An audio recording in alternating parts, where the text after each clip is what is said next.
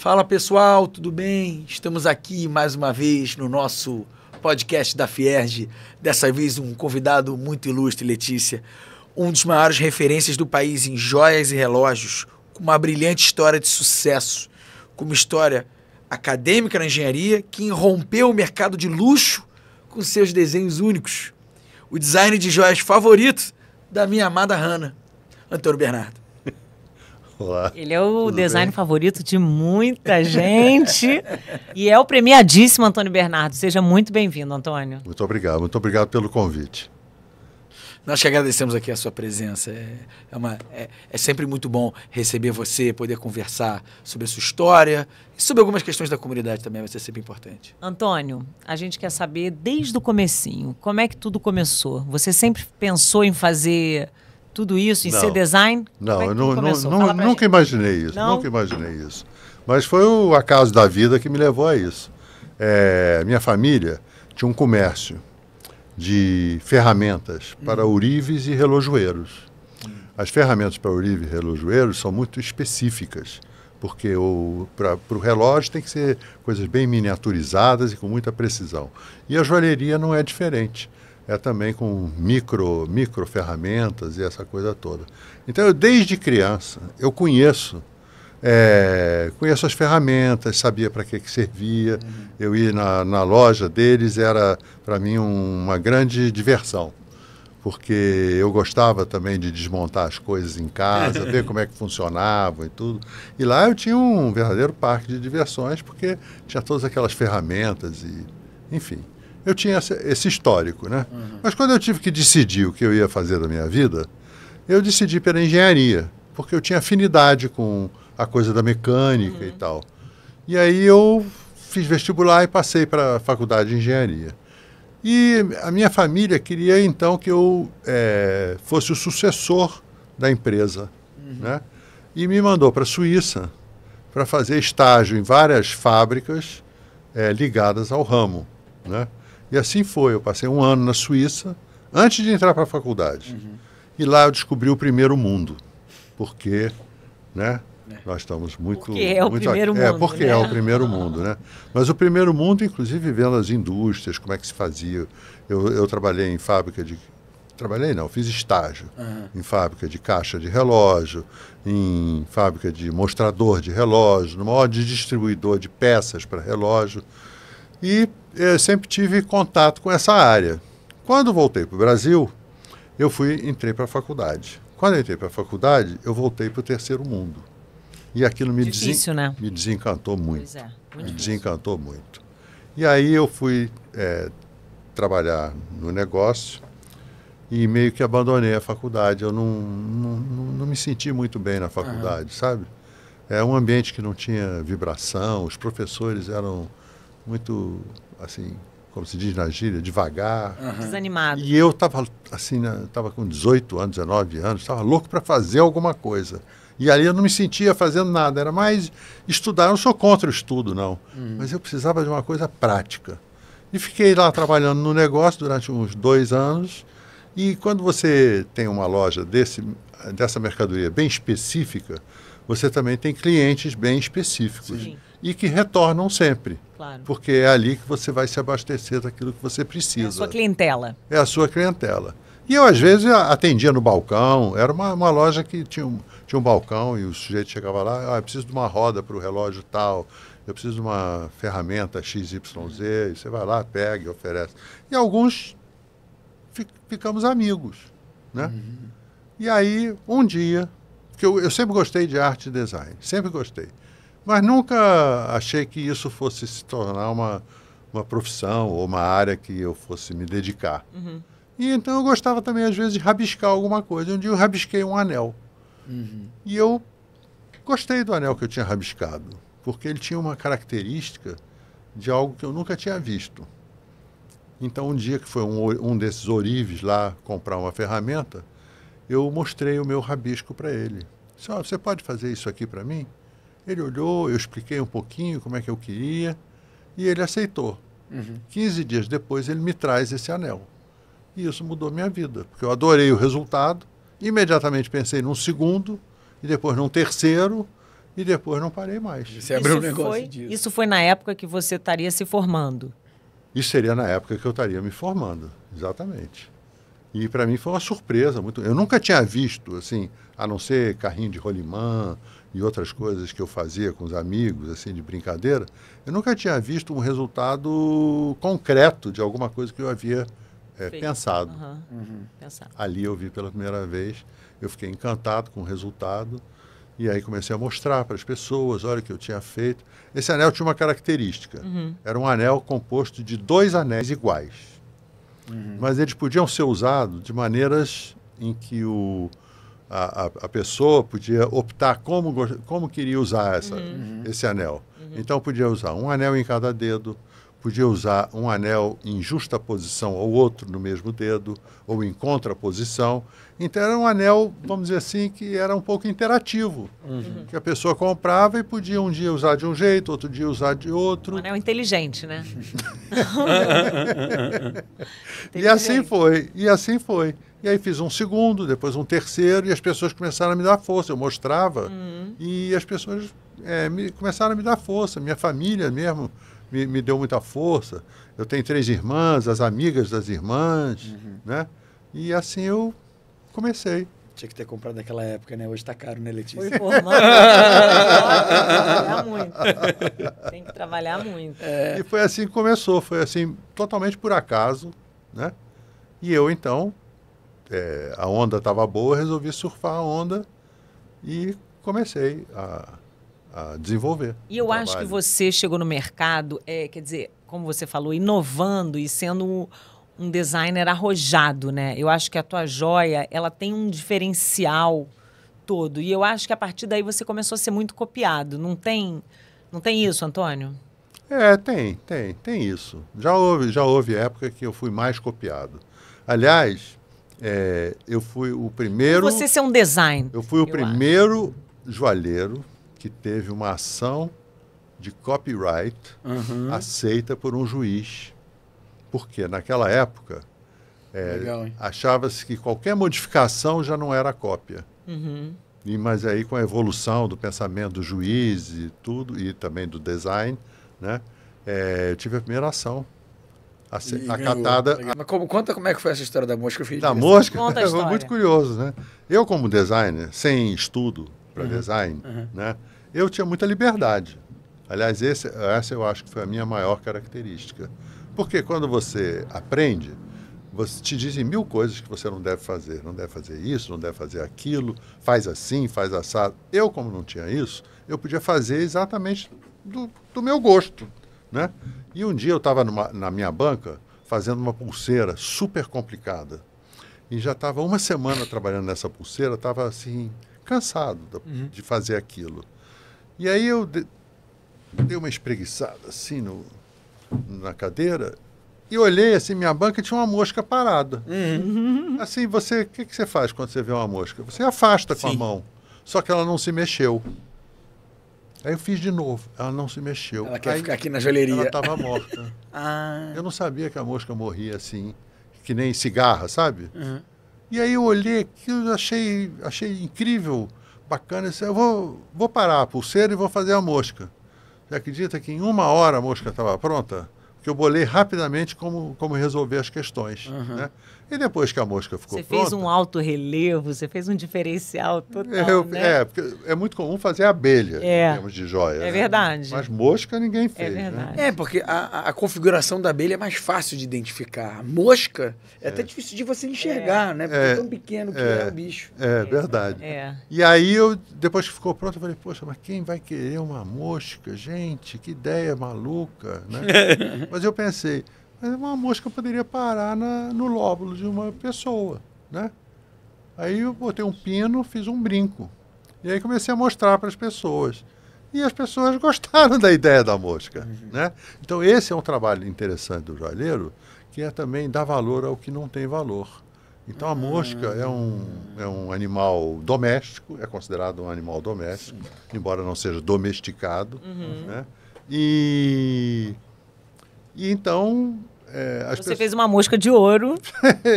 Mosca, como as pessoas gostam. Linda a gostaram, né? Linda. Aí eu pensei, puxa, realmente não tem ideia que seja ruim.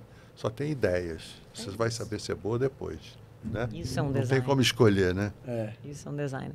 Agora, Antônio, aquela moda também que você fez algo super diferente, né? Botou o couro com joia. É verdade. E aí a material. pessoa ficava ansiosa, cada vez ela queria comprar mais Mais ouro uma. para lotar. Pra botar a pulseira. E é isso. E aí também todo mundo, claro, copiou. É verdade. Né? Conta de onde E veio essa ideia. uma característica também do meu trabalho foi o ouro fosco. É verdade. Né? O que acontecia? Você, quando faz uma joia, no sentido tradicional da palavra, você normalmente faz a forma e depois você dá um acabamento. Esse acabamento, normalmente, é polir a joia. Mas eu gostava da joia, do que eu estava fazendo, muito antes de polir. E eu disse, mas por que eu não faço o que eu gosto? Né? E aí é que eu comecei com essa ideia do ouro fosco, né? Que era diferente de tudo. E, em termos de design, o ouro fosco mostra muito melhor a forma do que o ouro polido, porque o brilho te engana.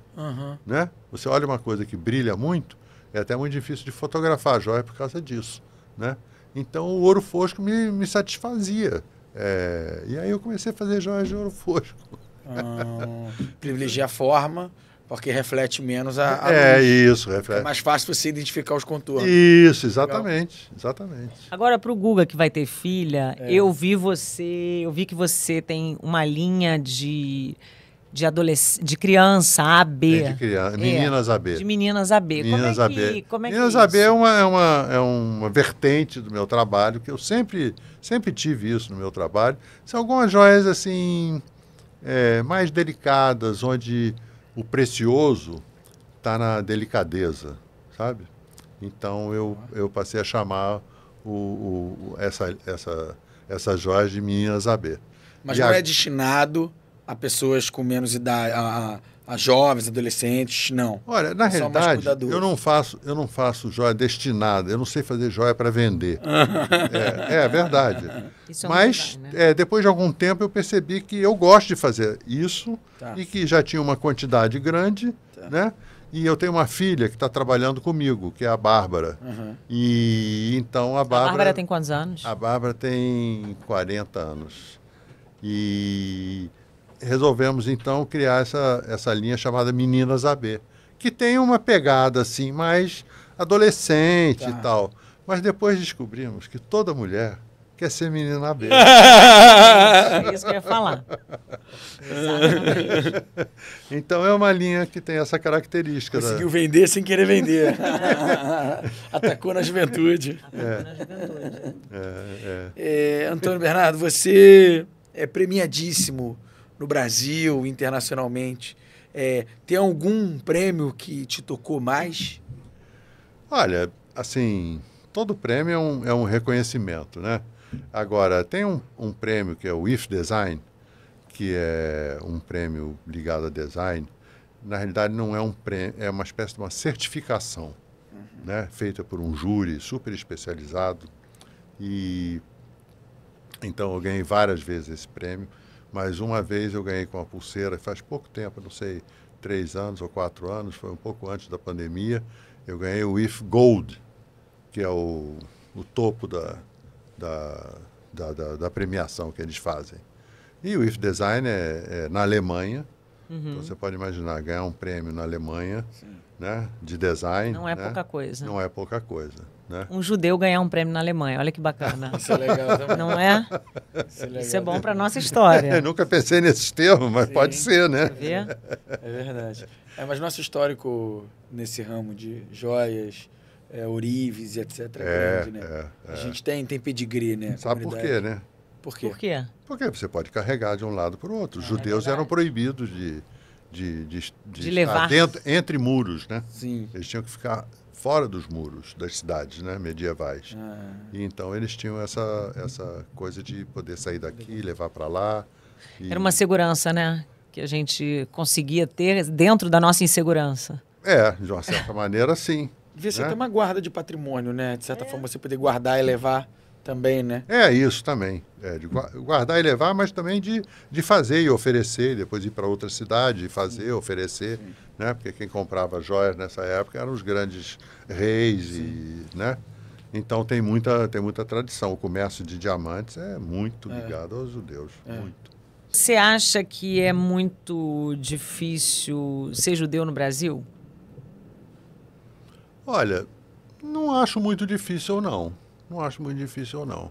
Mas já sofri alguma discriminação em algum tempo, mais na minha adolescência e pós-adolescência. Na fase de tentar fazer faculdade, de pensar fazer em faculdade, as pessoas te achavam ET? Não. Tranquilo. Não. Mas assim, algumas coisas você sente, né? Porque isso também está um pouco entranhado na cultura, né? Sim. De ter essa... O judeu está ligado a isso, o judeu está ligado àquilo, né? Isso é um pouco... Está na cultura. Sim. Mas nada que me tenha feito deixar de gostar de ser judeu. Antônio, você exerce seu judaísmo de alguma forma? Judaísmo, não estou falando religioso, mas de todas as formas, cultural, sobre a questão israelense, sobre o Yom Kippur. Tem alguma coisa? Como é que você... Para mim está muito ligado à tradição, né? Meu pai era judeu alemão, né? Emigrou para cá, assim, no último minuto que podia, né? Em 1938. Caramba! 38. Um pouquinho antes da Kristallnacht. Caramba! E veio para o Brasil. E então manter a tradição e respeitar os valores, né? Sempre gostei muito. E essas tradições de Yom Kippur, Rosh Hashanah, Pesach, essas festas todas são eu gosto, valorizo mesmo. Agora, não sou uma pessoa muito religiosa, de ir à sinagoga no sábado, no Shabat, essa coisa toda, não. Você é muito ligado ao Bonder, né? Pela família, eu sou ligado à Ari. Né? A minha família é da Ari. Meu pai foi um dos fundadores da Ari. Ah, que legal. E o Bonder por afinidade intelectual, né? Acho bacana, o que eu acho bacana do judaísmo é isso, é a capacidade dele absorver várias correntes, né? E de também poder evoluir junto com a humanidade ou com a civilização, né? Nas suas questões e essa coisa toda. E aí eu acho que o Bonder representa isso muito bem. Né?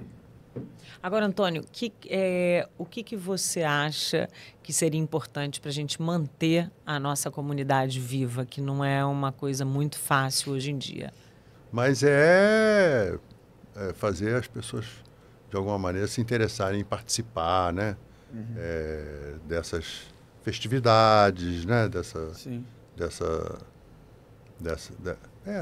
Fazer participar de alguns eventos, algumas coisas ligadas ao judaísmo. Eu acho bacana e difícil, que eu estava dizendo antes, era atrair os jovens para isso. Sim. Né? Porque os jovens estão muito dispersos com muita coisa, né? E valorizar isso eu acho importante. Acho que esse é o nosso desafio, né? Esse é o grande desafio. Esse é o nosso desafio. Esse é o grande desafio. O mundo está mudando muito, muito rapidamente, né? Mas todos nós temos muito orgulho de Israel, né? Sim. Uma potência, né? Hoje em dia podemos dizer que é primeiro mundo. Sim. Potência mundial, né? E isso é espetacular, né? Isso eu acho que é motivo de orgulho para todo judeu, né? Sim. E saber também que tem um porto seguro. É verdade. Né? Quer dizer, um porto seguro e inseguro, né? Porque Israel vive as turras lá com os árabes, mas assim, é um porto seguro para o judeu. Mas no longo prazo, até pela história que Israel tem tido, está cada vez mais seguro, né? Foi mais inseguro. Sim, foi mais inseguro. Um porto seguro que já foi muito inseguro e hoje é um pouco inseguro. Hoje é um pouco mais seguro. Tem que lutar, mas... O que é ser judeu para você? Não sei, eu talvez seja a moda antiga, né? Assim, a palavra, sabe? Os valores, né? A tradição. Eu acho que tá mais por aí. Tá mais por aí. Você, Antônio, acha que, de alguma forma, o seu sucesso, a sua criação, o seu desenho, tem alguma relação com a questão judaica? Alguma coisa você acha que talvez tenha herdado daquilo? Você enxerga alguma inspiração, algum elemento? Não, porque o meu elemento inspirador é o próprio trabalho. Tá. As pessoas muitas vezes me perguntam, né? O que é que te inspira e tal?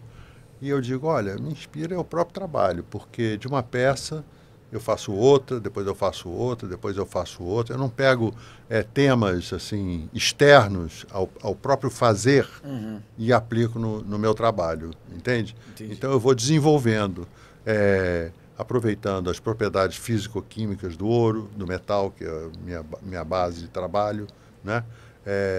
E delas eu vou transformando, explorando as possibilidades, né? O que eu posso fazer com isso, né? Tirando, evidentemente, da coisa tradicional, né? Buscando novas coisas, novas maneiras, novas abordagens, né? Isso é que me inspira para o trabalho, sabe? É o desafio de vamos fazer assim, um pintor com a mesma tela está sempre inventando uma nova maneira de representar as coisas, né? E eu com metal e com as pedras e tal, eu procuro estar sempre desenvolvendo alguma coisa de diferente, de original. Eu faço a joia para mim, na realidade, para mim como objeto, né? E o objeto tem que me interessar. E depois, então, eu mostro e procuro botar à disposição do público em geral. É curioso, né? Que a sua fala, ela dá luz a... Tem um poema parnasiano que fala da questão do ourives, né? Ah, é? Que o parnasiano, ele é apaixonado pela poesia, tal como um ourives, e ele não tem um local para chegar. É apenas aquela brincadeira da técnica e a paixão pela forma do fazer. Fala isso? E compara com o ourives. Eu acho que é o Olavo Bilac. Eu posso estar falando besteira, mas acho que é o Olavo Bilac. Mas é isso mesmo. A gente procura algo que a gente não sabe o que é, né?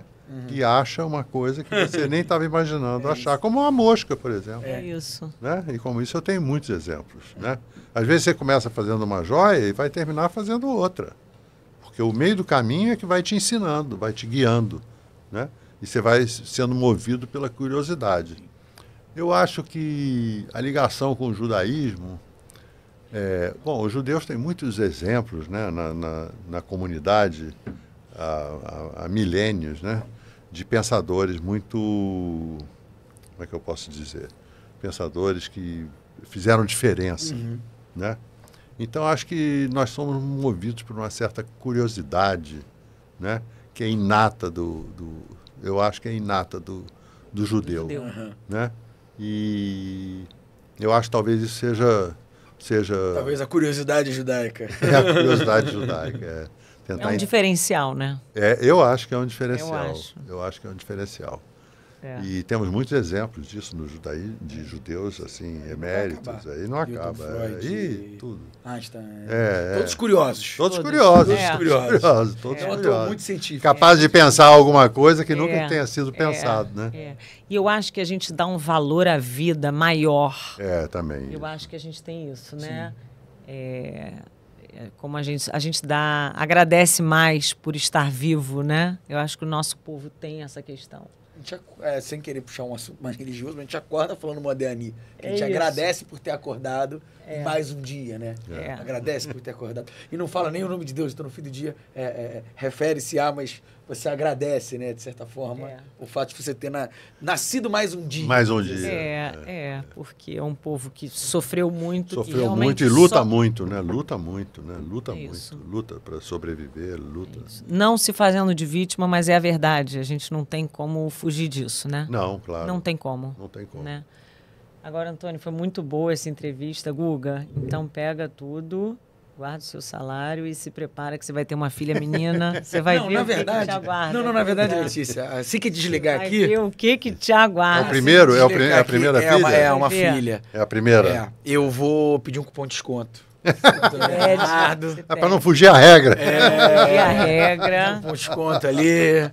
A linha AB, que é uma linha que eu já entendi que agrada. Antônio, a linha B mais barata? Um pouquinho de nada. Meninas AB. Um pouquinho mais barata. Só um pouquinho. Mas tem mais caro também na linha B. Eu tinha um cunhado, já falecido, mas muito divertido. E quando você dizia que ia ter um filho, aí ele dizia, você dizia, é menino ou menina? Ele falou, não, menina, é ótimo. Ele falou, menina é ótimo, mas é mais caro. É mais caro. Menina é mais caro. É mais caro. Para, olha, foi muito boa essa entrevista. Não dá nem vontade de terminar, mas o nosso tempo está acabando. A gente vai marcar ótimo. Depois que a bebê nascer. Sim. A gente marca a vai segunda. marcar a segunda, entendeu? Tá A bom. gente vai marcar. Antônio, obrigado aí pelo seu Imagina, tempo. eu que agradeço Maravilhoso. estar aqui com vocês. Foi um ótimo papo Muito também. bom. Então é isso. Um forte abraço aí, gente. bom. E a Felicidades comunidade, e a sucesso Fierge aí, agradece. Do podcast de vocês. Obrigado. Obrigada, Antônio. Foi ótimo ter você aqui com a gente. Muito bom. Obrigado.